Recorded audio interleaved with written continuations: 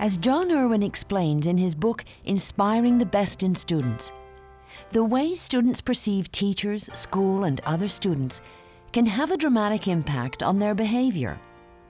As educators, we can teach students to be aware of perceptions and help them break down barriers and develop acceptance of students who think, look, sound, or act differently than they do.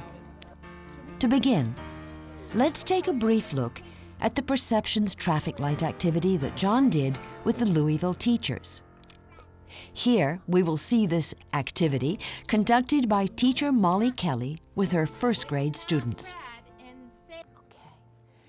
Today, everybody's going to get a mystery envelope, and there's 2 pictures inside each packet. Everybody's picture is different. And your job today, when I call you by name, is you're going to place your picture on one of these colors.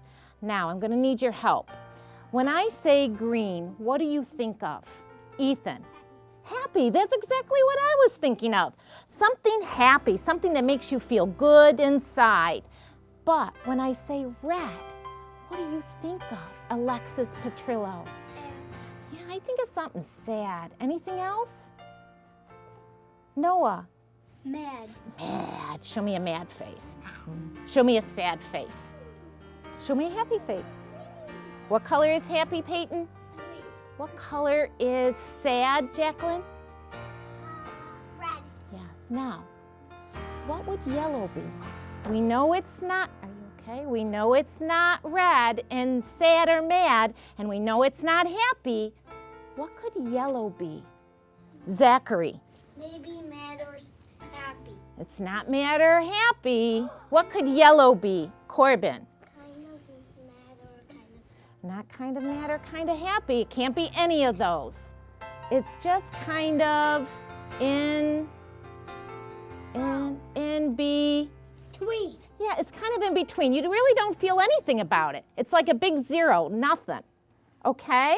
So, I'm going to pass you an envelope, but don't open it up. You have to wait for a magic word for me to tell you to open it up. You can't even peek. Okay? Shh, shh, shh, shh. Let's see.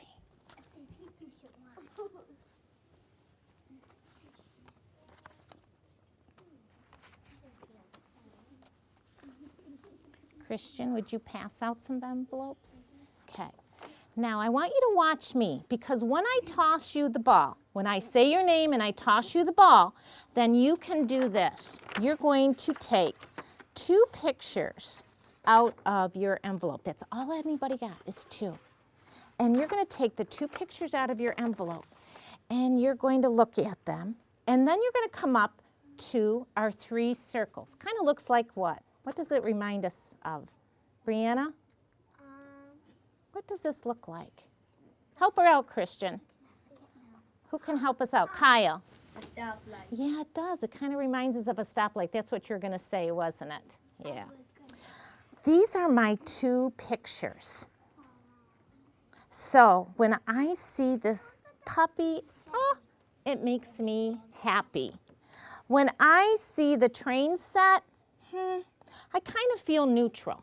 It's not one of my most favorite things to do unless it was a real train. If it was a real train, then I would put it on green.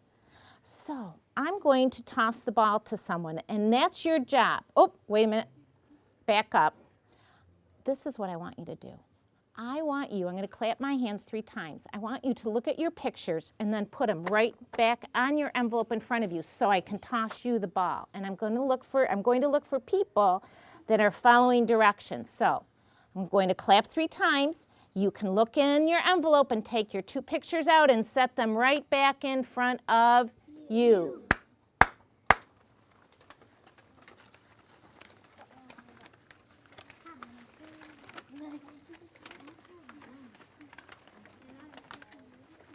Mackenzie's listening. Jasmine's listening. Ethan is following directions. Peyton is ready. Now, I was watching your faces, and when some of you were looking at your photographs, your pictures, I could see your face change. Some of you had smiles. Some of you actually, one of you actually had a frown, so I'm kind of curious why you frowned. But I'm going to throw this ball. I'm going to say your name first, so please watch because that's your job. And you're going to tell us, you're going to come up here and put your pictures on either green for happy, yellow for kind of like 0, doesn't make you feel happy or sad, and red for sad or mad. You ready? I'm going to call Jasmine first. Are you ready, Jasmine? Bring your 2 pictures up. What are your 2 pictures? A cat and 2 superheroes. Okay, so you put them down where you think you feel. How do you, okay, very nice. Do you like cats? Yeah. And what do you feel about superheroes? Kind of. Like I do about the train set? Okay, Jasmine, I want you to choose a friend. You're going to say their name, then toss the ball.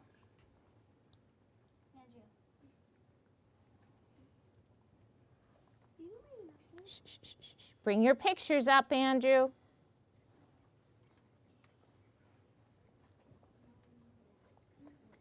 You can choose your own circles. Oh, very good. So tell us, why did you like the summer one? Because they were playing on the sprinkler. Yeah. And how did you feel about this one? Sad. Yeah, she does kind of look sad, doesn't she? She looks like she's what? Pulling that blanket over her. She looks like she's hiding, doesn't she? Okay, Andrew, pick a friend. They need to be whole body listening.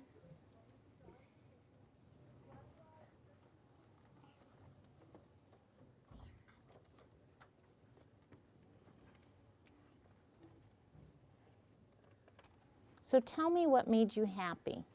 Flowers. Very good. And you don't, why did you put that in the middle of the 2 boys? Probably because you just didn't feel anything about it? Okay, toss it to a friend.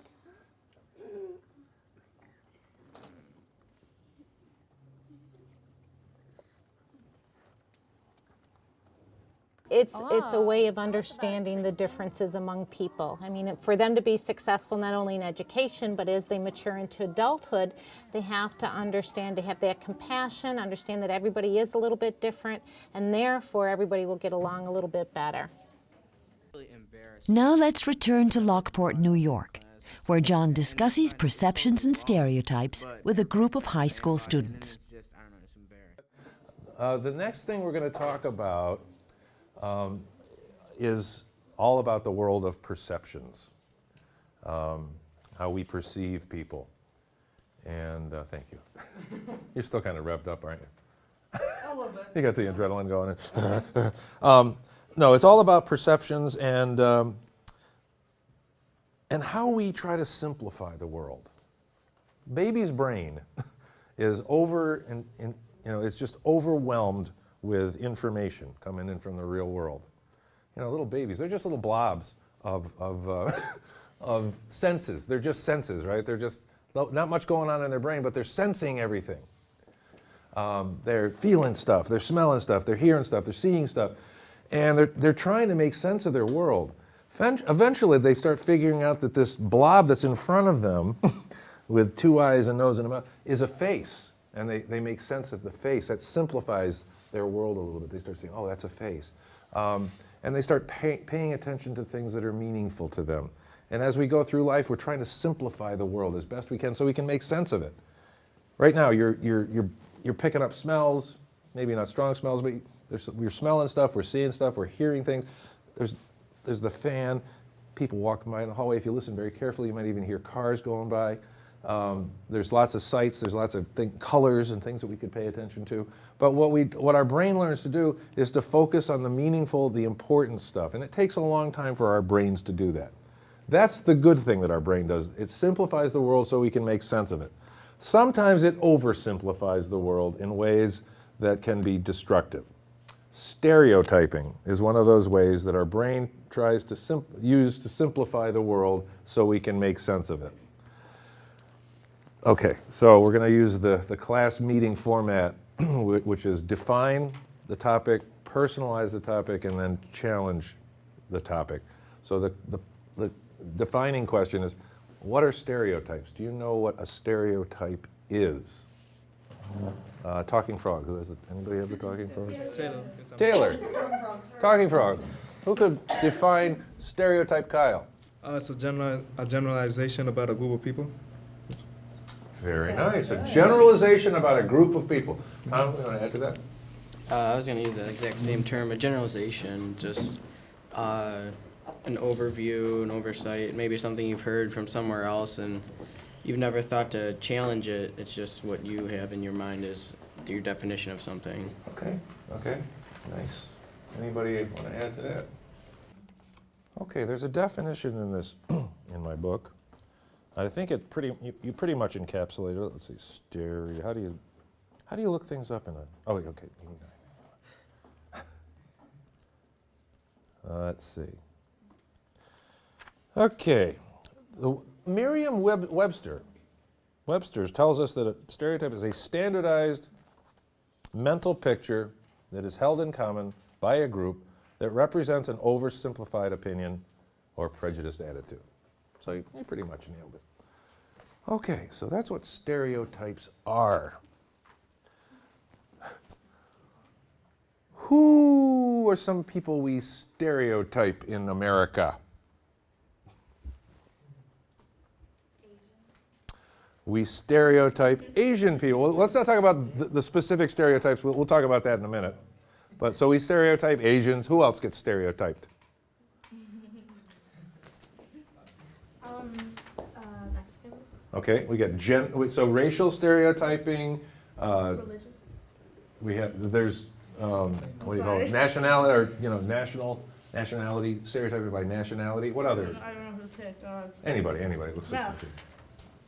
Muslims, I guess? I don't know, that's... Okay, religious stereotype, Muslims? Personality. Like? Like people, like the jocks or something. Oh, Yeah. okay, so those are other kinds of stereotype. Groups of kids, the jocks, okay? Gender? Gender stereotyping. Blondes. Blonde stereotyping. Okay. All right, so, I mean, there's age stereotyping, all those old people. Oh, she's not here. Oh, bummer. Are stereotypes true? No. Okay, let's get that out first. And then now let's talk about some of the funny stereotypes that we are supposed to represent. So, I'm a male. What are some stereotypes about men? We're insensitive. Okay, what else? We're insensitive. What else can we say about men? They're women haters. They think they're dominant over women. Okay, they think they're that- more powerful than women. All right, they're prejudice against women. Okay, what are some other male Let's get a stereotypes? male to say something. They're smelly and Ew. unclean. Unclean. Unclean, smelly. That we can fix everything. That we're good with it. We're good at fixing stuff. We don't need to ask for direction. We don't need to ask. Yeah, we don't ask for direction. No, we need to. We just don't. They change the BOF stuff, like a lot of times. Okay. All right. So. They're macho. Okay. Yeah. They have to be macho. They have to be macho. They gotta be macho. They gotta be manly men. Okay. I am over middle-aged, so I'm past 50. What are some stereotypes about people over 50? You guys are really good at these. Okay. Old man. Old man. Okay. What about old people? What can we say about us old Oh, I got one. farts? They all drive Buicks and go really slow. Okay. What else can we say about old people? They're racist. They're racist. We're all racist. All right. They can't drive very good at all. Okay. Kim. They can't do stuff, like they can't go out and Can't do stuff. Okay. Well, that's what I Kim's got a burning one over here. She just can't wait. They're mean. They're mean. Yeah. Cranky and old. Old and cranky. They're gonna break a bone easily. They're gonna what? Break a bone. They're gonna fall down and break a hip. They love to tell a story and they're always boring. Let me tell you Always about long. when I Yeah. was a boy. They listen to different music Mm. than we do. Yes, bad music. They always carry hard candy with them. They carry hard. Why, how did you know? Just happen to have a Jolly Rancher in my pocket. Have you ever experienced being a victim of stereotyping? Or, you know, we have different people from different races and ethnicities and so forth in here. Have you ever experienced any kind of stereotyping? I see nodding behavior. That Asians eat cats. Okay. And that we're all like really super smart. Especially in what subjects? Math and science. Math, physics. Yeah, okay. My son's roommate is from Malaysia. He's Chinese, but he's from Malaysia. And I said, you know, I caught myself in a stereotype. I heard he was a piano major. So in my mind, all Asian piano players are classical pianists. Now he's into like techno music and that kind of stuff. So I caught myself. I said, oh, I can't believe I still get caught by my own little stereotypes once in a while. Isn't there like a pianist that's who does that? Like I forgot his like Yo-Yo Ma. Well, no, he's a cellist. Yes, cellist. but he does like a lot of things. He doesn't just do classical. He like mixes. Yes, he does all kinds of stuff. Yeah. Other. I'm short. I'm white. I have blonde hair, and I'm Irish. Therefore, you are. So therefore, I am hot-headed. Like I am hot-headed. I'm stupid. Uh-huh. I don't like black people or any other race. Is that because you're short? No, that's because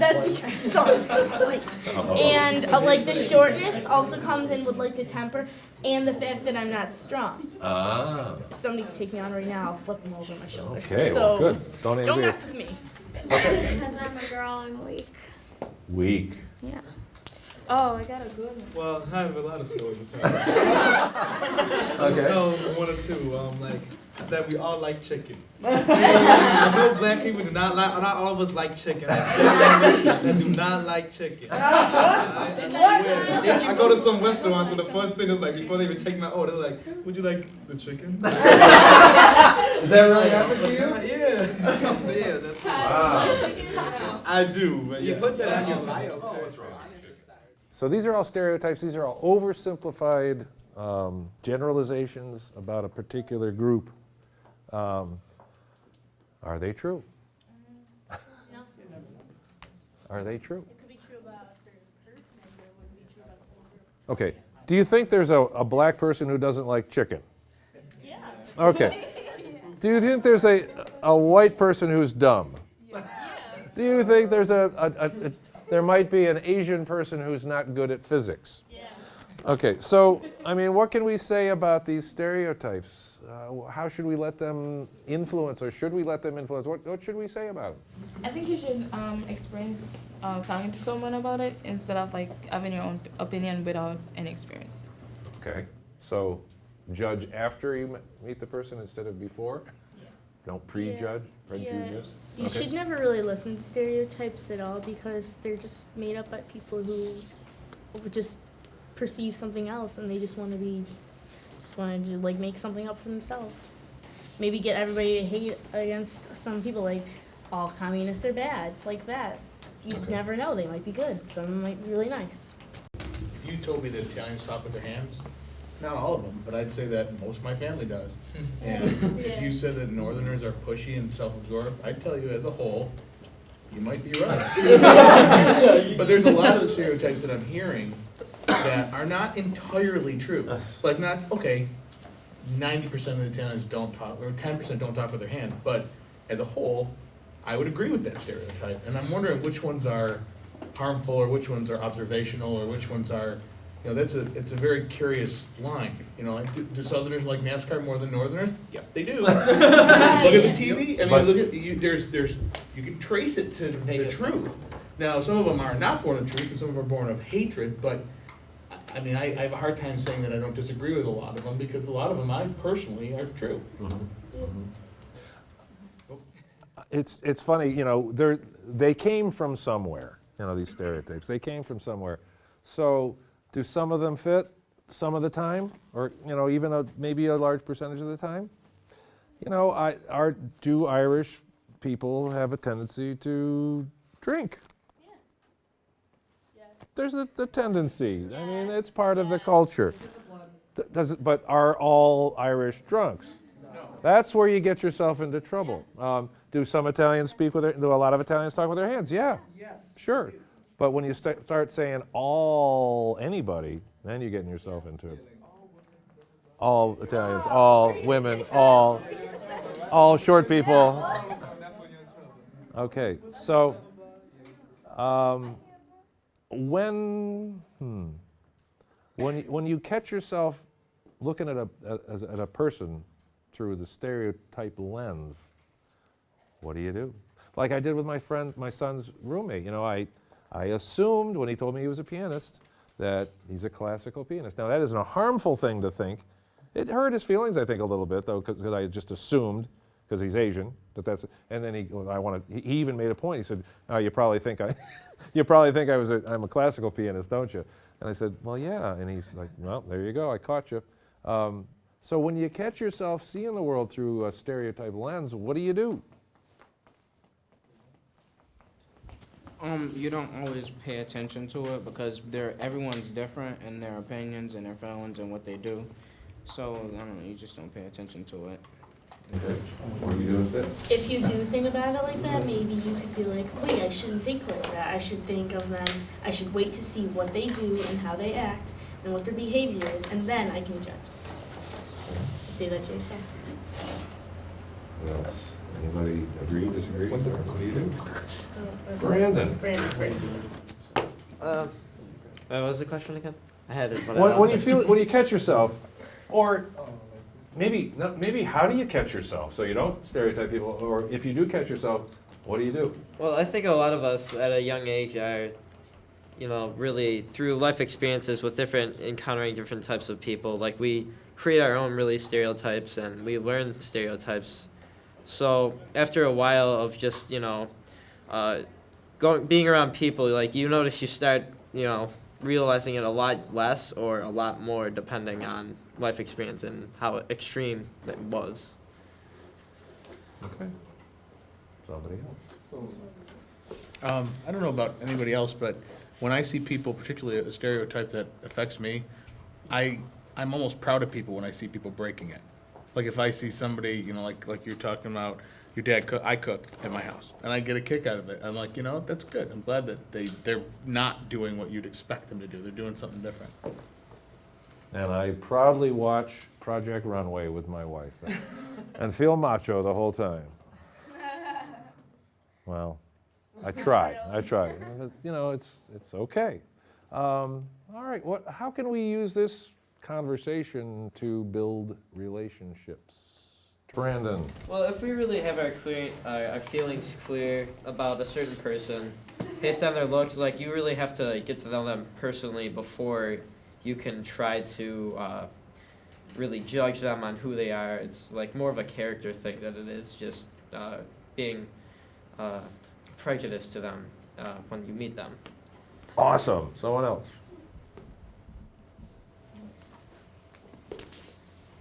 You can join like different groups of people. Like at the high school, I know like we don't have like stereotypes like other schools might have. So you can just go and join like other groups of people. So just mingle with lots of different types, so to speak. Okay.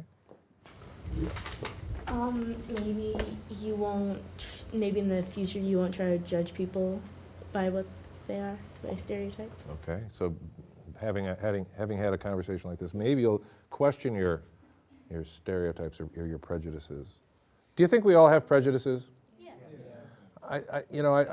Even the most tolerant, most accepting people in the world, we catch ourselves sometimes at having, a preconceived notion about a certain type of person. My former karate instructor, Mr. Antonides, was a social studies teacher in Corning, New York. Every year during spring break, he dressed in tattered clothes and lived on the street in New York City for a week. And he lived in a box on the street and watched the way people responded to him. Here he is, like 5th degree black belt in karate, PhD in history, brilliant man, gentle person, giving person, but the way people treated him when he was homeless was like he wasn't even there, or he was just a piece of garbage on the street. And he used that for a couple of reasons. He used it to teach his students about prejudice and the way, the plight of the homeless. But also he did it for himself to keep himself humble, to keep a sense of humility that I could be like this, anytime. So interesting, and it helps, that experience when he would actually break out of his role as the homeless person and have a conversation with somebody, you could see their like brain flipping over in their head. Oh my God, I had all these prejudices about homeless people. He must be crazy. He must be a drunk. And he just turns out to be this brilliant teacher who's just pretending to be a homeless person. But you could just see, maybe I shouldn't prejudge everybody that I meet. Somebody else, anybody else? So, being aware of your prejudices, and we all have them. We learn them from our parents. We learn them from being in America. Watching TV, the stereotypes that are like pushed on us by the media and so forth. Just being aware that we have them and just trying to question them, and again, get to know the individual rather than the type. Any other things to talk about regarding? Would this be a good conversation to have at your school? Yeah, it would be. Did I tell you about the kid who transferred? I don't think I did. When I taught seniors. Okay, so imagine what I might be prejudging here. April, a new student transfers into a senior year of high school. April, transferring into a new school. Okay, what might I be thinking? He's gotten in trouble at his other school. This is like the school of last resort. Okay, so that's one thing. He comes in to meet with me to get caught up in a little bit before he even started class, and this is 1990. So, a long time ago, before you were born. He comes in with dreadlocks, white kid, dreadlocks, pierced everything, pierced eyebrow, pierced nose, pierced tongue, pierced who knows, and tattoos everywhere. Okay, so what's my prejudice, maybe? He's a punk. Well, how's he going to do in my classroom? I'm going to be looking for the bad, right?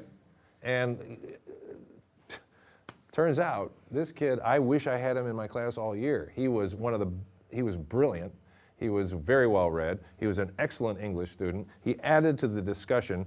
He was just transferred up because his parents moved, and he didn't want to stay back at his old school alone without his parents for the last couple months of school. He said, it doesn't really matter. I'll just transfer up here. He had like a 4.0 in his school. He just blew all my stereotypes about that kind of kid right out of the water. And I said to myself, kicked myself one more time and said, you got to get to know the individual before you make the judgment. So, every day we can constantly be, there was a famous case of the 60 Minutes did this thing on this African-American man, long dreadlocks, he wore funky clothes, and he'd walk through these neighborhoods in Rodeo Drive and Beverly Hills and so forth in California, and people kept calling the cops on him.